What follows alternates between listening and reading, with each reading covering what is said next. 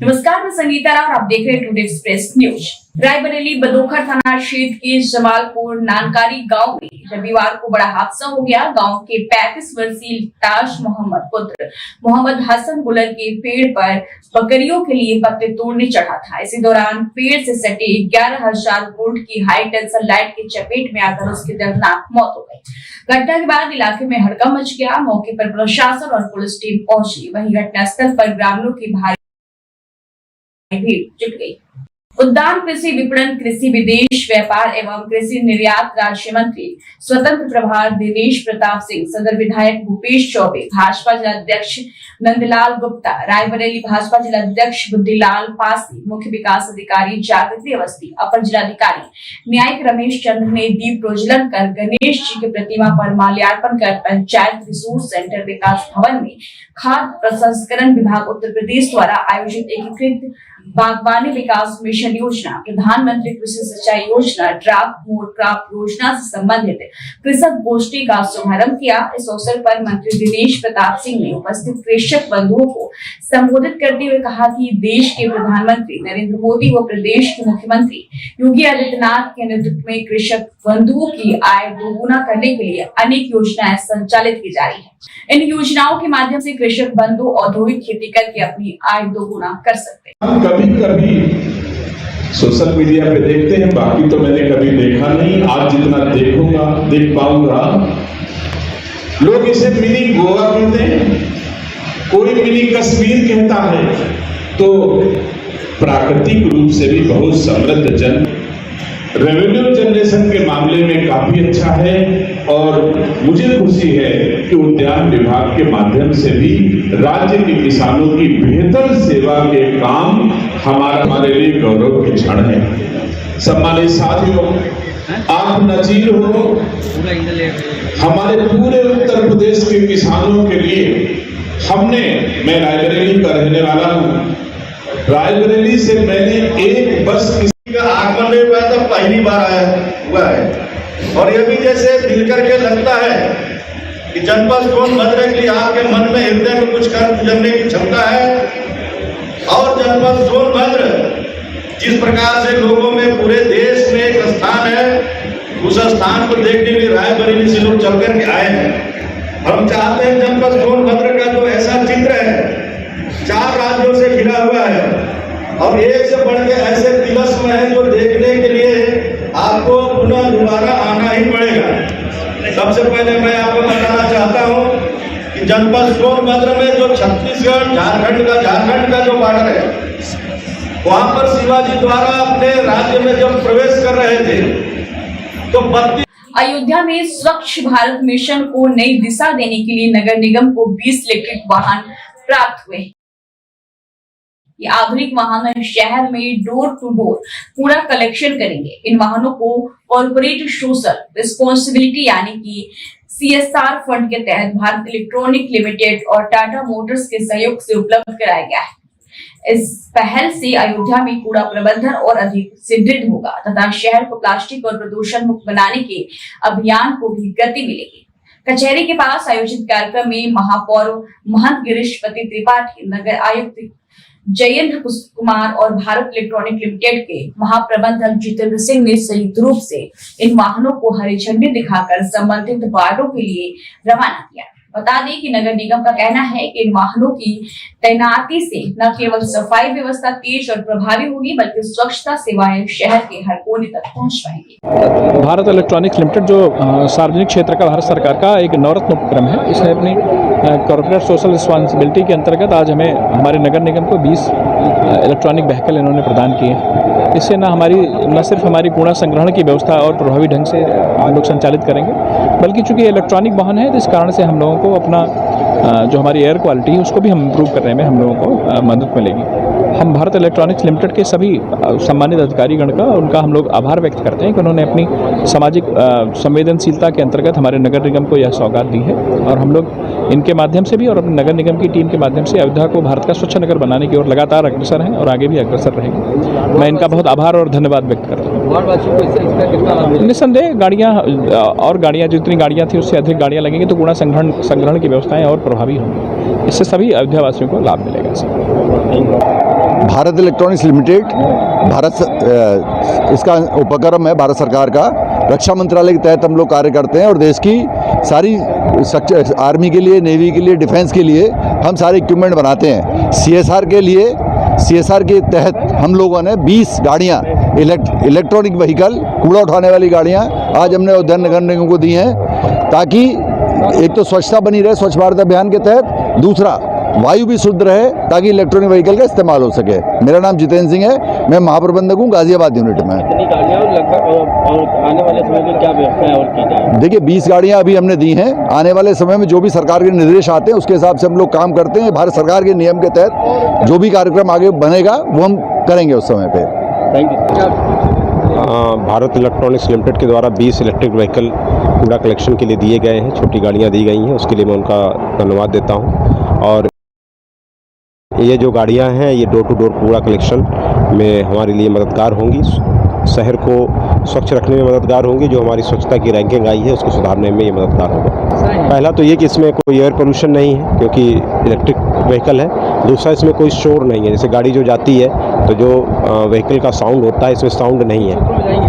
ये हमारी 20 गाड़ियाँ हम लोग इनके रूट्स तय करेंगे, मिनिमम 20 वार्ड में तो चलेंगी ही, यदि 2 वार्ड में भी हम लोग चला पाएंगे तब भी चलेंगी। तो हम लोग इसको वार्ड वाइज तोड़ देंगे, तो उसके बाद इनके रूट्स चिन्हित कर देंगे, तो ये वार्ड वाइज सड़कों में डोर टू डोर कूड़ा कलेक्शन में मददगार होगा। ललितपुर के सदर कोतवाली क्षेत्र के रोड़ा गांव में 2 पक्षों के बीच किसी बात को लेकर विवाद हो गया। उसके बाद जमकर लाठी डंडे चले और लात घूसे।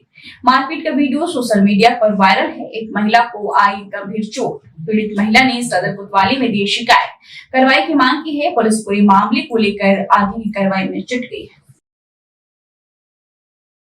आज fire safety traders contractor welfare association की एक महत्वपूर्ण बैठक आयोजित की गई है, जिसमें संगठन के सभी सम्मानित सदस्य बड़ी संख्या में उपस्थित रहे। सभी सदस्यों को मंच पर बुलाकर सम्मानित करते हुए उन्हें सर्टिफिकेट वितरण किए गए हैं। अब तक की गई संपूर्ण आर्थिक प्राप्तियों का विवरण पारदर्शिता के साथ सभी सदस्यों के समक्ष प्रस्तुत किया गया। जिला कार्यकारिणी समिति के गठन हेतु 30 नियमों का ड्राफ्ट तैयार कर सर्वसम्मति से पारित किया गया है। समिति ने निर्णय लिया है कि जिला कार्यकारिणी के गठन के लिए एक निष्पक्ष पैनल तैयार किया जाएगा तथा पूर्ण पारदर्शिता के साथ सभी सदस्यों की उपस्थिति में चुनाव कराया जाएगा। आज की हमारी फायर एसोसिएशन का जो मुख्य उद्देश्य था, एक तो था कि हमने जो सदस्य बनाया इनको सदस्यता सर्टिफिकेट सबको डिस्ट्रीब्यूट करने थे, तो वो सम्मान देने के लिए सबको आज कार्यालय पे बुलाया गया था। और दूसरा पर्पज़ था जितना भी हिसाब किताब अभी तक जो भी हमारे पास जो आया गया है उसका पूरा हिसाब किताब सारे सदस्यों के सामने कार्यकारिणी को रखना था, मुख्य कार्यकारिणी को रखना था, ताकि किसी तरीके का कोई भी आपस में मतभेद सवाल जवाब ना रहे हिसाब किताब को लेके। तो पूरा ब्यौरा सारे सदस्यों के बीच आज रखना था। ये 2 मेन कारण थे आज की मीटिंग के। भविष्य में हम सबसे पहले नोएडा की कार्यकारिणी का गठन करने जा रहे हैं। संभवतः आज कर दें, संभवतः कल करें, देखते हैं कभी कमेटी क्या निर्णय लेगी। और बहुत जल्द अगले सप्ताह के अंदर हम गाजियाबाद की कार्यकारिणी का गठन करने जा रहे हैं। और जैसे जैसे जिलों से लोग संपर्क करेंगे हम उनके नेतृत्व में वहाँ की कार्यकारिणी का गठन करते जाएंगे और साथ में लोकल कार्यकारिणी के साथ मिलके सेफ्टी के प्रति लोगों को जागरूकता अभियान चलाते जाएंगे। राजधानी लखनऊ के पारा स्थित बुद्धेश्वर मंदिर में गणेश चतुर्थी के अवसर पर विभिन्न पंडाल गणपति की पूजा की गई है। श्री बुद्धेश्वर श्रृंगार समूह की ओर से आयोजित गणेश पूजा कार्यक्रम में सैकड़ों की संख्या में भक्त उपस्थित रहे। भक्तों ने सुंदर झांकियों का आनंद लिया और मोदक, लड्डू, फल का प्रसाद वितरण किया। बता दें, त्रेता युग से चले आ रहे ऐतिहासिक बुद्धेश्वर महादेव मंदिर पर गणपति मूर्ति की स्थापना के बाद 5वें दिन पूजन किया गया। इस दौरान भक्तिमय माहौल में पूजा अर्चना की गई। स्थापित की और क्या क्या प्रोग्राम हुए और क्या आगे का प्रोग्राम है? देखिए, आज जो है हमारा गणेश चतुर्थी का यह 10वां प्रोग्राम है और गणेश चतुर्थी वाले दिन बाबा को बुलाए थे हम लोग मंत्रों के द्वारा। आज भी हमारा 5वां दिन है।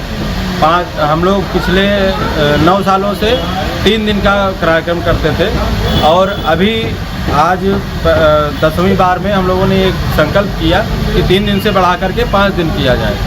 तो आज के कार्यक्रम में अभी गणेश पूजन चल ही रहा है, इसके बाद हवन, फिर तब तक दुधेश्वर बाबा का भोग के बाद हम लोग विसर्जन यात्रा निकालेंगे। विसर्जन के लिए कहाँ पे जाएंगे और क्या प्रोग्राम है? विसर्जन के लिए हम लोग मंदिर प्रांगण से निकलेंगे और आलमनगर पुल के नीचे होते हुए पुनः बुद्धेश्वर चौराहे से पुड़िया घाट होते हुए पुड़िया घाट में विसर्जन करेंगे। चंदौली पुलिस को जिम संचालक अरविंद यादव की हत्या के मामले में बड़ी सफलता मिली। मुगलसराय कोतवाली पुलिस और स्क्वाड सर्विलांस टीम ने संयुक्त अभियान चलाकर इस सनसनीखेज हत्याकांड में शामिल 2 मुख्य फरार अपराधियों को गिरफ्तार किया है। बता दें कि इन दोनों अपराधियों पर 50-50 हजार रुपए का इनाम घोषित था।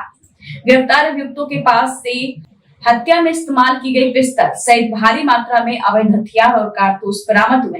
गिरफ्तार अभियुक्तों की पहचान काशीपुर के रहने वाले रोशन यादव पुत्र राम नारायण यादव और वाराणसी के रहने वाले रोहित यादव पुत्र भैयालाल यादव के रूप में की गई। 2025 को मुगलसराय थाना क्षेत्र में एक जिम संचालक और जो प्रॉपर्टी डीलिंग का काम करते थे अरविंद यादव, इनकी हत्या हुई थी, कुछ व्यक्तियों द्वारा की गई थी, जिसमें 9 अभियुक्तों को ऑलरेडी पुलिस द्वारा हिरासत में लिया जा चुका है। 2 अन्य शेष इसमें अभियुक्त थे जिनका नाम है रोहित यादव और रोशन यादव। लगातार पुलिस दबिश दे रही थी और कुछ जानकारी प्राप्त हुई हमारी एसओजी टीम और थाने की टीम को कि इनकी यहाँ से कुछ मूवमेंट है। तो जीटीआर ब्रिज के पास में जब घेराबंदी की गई तो ये दोनों 50,000 के इनामिया हैं, इनको वहां से मौके से इनको हिरासत में लिया गया। इनकी जब चेकिंग की गई तो जानकारी मिली कि इनके पास से भारी मात्रा में असला बरामद हुए हैं। ये आर्म्स डीलर भी हैं और इनके द्वारा इनसे जो बरामदगी हुई है जिसमें 7 पिस्टल हैं और 7 पिस्टल में से 2 आला कत्ल थे जो उस घटना में प्रयुक्त किए गए थे, साथ में 3 देसी तमंचा। टोटल इसमें 10 असले बरामद हुए हैं और 7 जिंदा कारतूस हुए हैं जो 32 बोर के हैं और 3 जिंदा कारतूस जो 315 बोर के हैं। ये दोनों जो अपराधी हैं इनके खिलाफ पूर्व में भी मुकदमे 4 से 5 मुकदमे ऑलरेडी पंजीकृत हैं। एक रोहित यादव चेतगंज थाना क्षेत्र बनारस का है और रोशन यादव मोहम्मदाबाद जनपद गाजीपुर का है।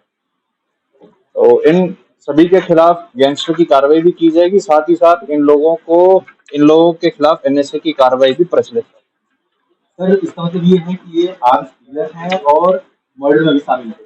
जी हाँ, ये मर्डर में उस घटना में वहाँ मौजूद थे, वहाँ पे इनको जैसे मौका मिला है वैसे वहाँ से फरार हो गए थे।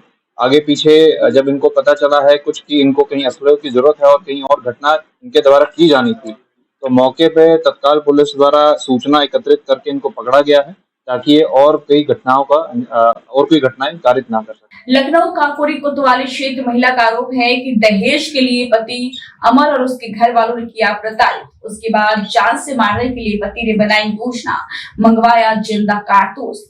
पीड़ित महिला को जिंदा कारतूस की लगी भनक। अपने आप को बचाने के लिए महिला ने डायल 112 को दी सूचना, जिसके बाद मौके पे पहुंची पुलिस ने बरामद किए 10 जिंदा कारतूस। डायल 112 की मदद से महिला पहुंची फतेहगंज अपने माता पिता के पास। पीड़ित महिला का आरोप है कि काकोरी कोतवाली समदा चौकी पर लिखित शिकायती पत्र दिया था, जहां उसकी कोई सुनवाई नहीं हुई। लखनऊ के बेहटा में रविवार सुबह अवैध पटाखा फैक्ट्री में धमाका हुआ। इसके बाद शाम को यहां से 1 किलोमीटर दूर सेमरा भुइया मंदिर के पास एक कमरे में रखे पटाखों से धमाका हो गया। इस घटना में एक गाय की मौत हो गई है, एक भैंस और एक युवक घायल हो गया है। स्थानीय लोगों के मुताबिक यह कमरा पटाखा फैक्ट्री के धमाके से जान गंवाने वाले आलम के ही भतीजे का है। फिलहाल पुलिस इस मामले की जाँच कर रही है। जनता दर्शन कार्यक्रम में कानपुर की नन्ही मायरा अपनी मां के साथ मुख्यमंत्री योगी आदित्यनाथ जी से मिलने पहुंची। मायरा ने मासूमियत भरे शब्दों में कहा, योगी जी मेरा एडमिशन करा दीजिए, मैं बड़ी होकर डॉक्टर बनना चाहती हूँ। मुख्यमंत्री ने बच्ची की बात सुनते ही तुरंत अधिकारियों को उसके एडमिशन की व्यवस्था करने के निर्देश दिए। अच्छा, क्या बनेगी? डॉक्टर। ऐसा ये लो इनका एडमिशन के लिए। फिलहाल आज की खबरों में इतना ही। जल्दी हाजिर होंगे कुछ और बड़ी खबरों के साथ। तब तक के लिए दीजिए इजाजत। नमस्कार।